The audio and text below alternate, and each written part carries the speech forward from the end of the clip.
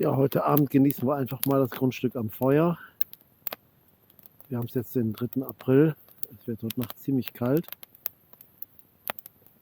Und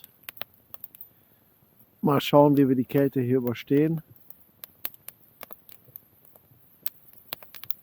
Aber es ist auch mal schön, wenn man einfach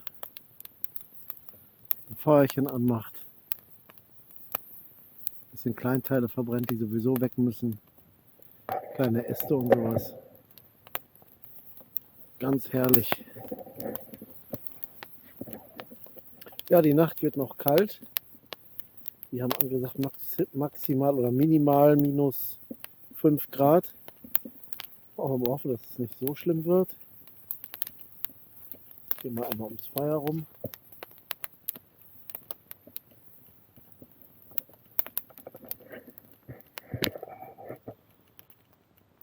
Ja, der Mond ist jetzt auch zu sehen.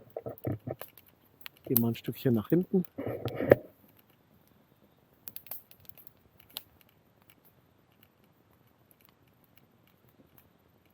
Jetzt haben wir alles drauf.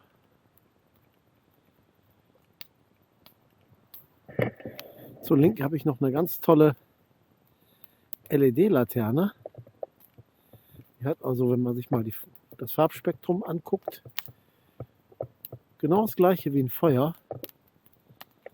Ist aber sehr energiesparend. Und wenn man jetzt zum Beispiel